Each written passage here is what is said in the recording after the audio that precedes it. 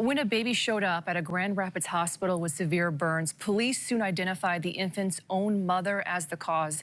But it's how the child welfare system handled the baby after the horrific scalding that's prompting calls for change tonight. Target 8 investigator Susan Samples is here to talk about the findings of a watchdog agency that investigates Michigan's child welfare system. Susan, talk more about this case and what you found out.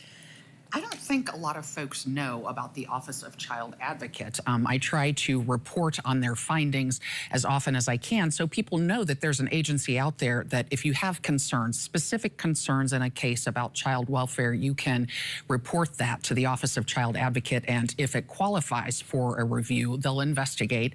And that's what they did in this case. I actually came across this particular case because the OCA has to, by law, publish some of its findings.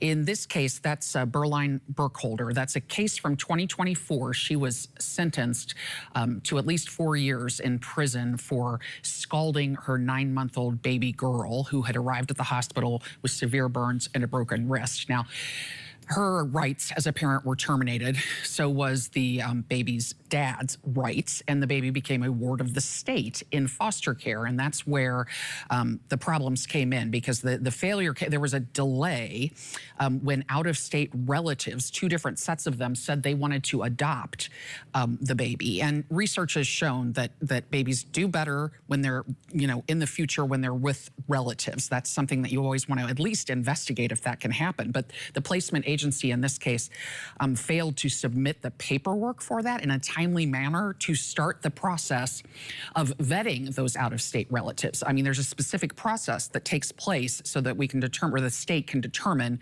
that these placements in other states are safe and healthy for the child. But there was a delay here, and meantime, the child is sitting in foster care. So not ideal, not what you want to see. A gap in the system. So the Office of Child Advocate comes in, looks at it, makes findings, why did this happen, and makes recommendations on how to fix it. Yeah. Okay, Susan, what's coming up at 5? Well, it's exactly that in terms of what were the findings, why did this happen, how long was the delay, and what is the OCA, the Office of Child Advocate, recommending that the state of Michigan, that's the Michigan Department of Health and Human Services, which oversees CPS, what it should do or things it should put in place to make sure this kind of delay does not happen again. That's at 5 and 6. All right, thank you, Susan Samples. We'll see you then.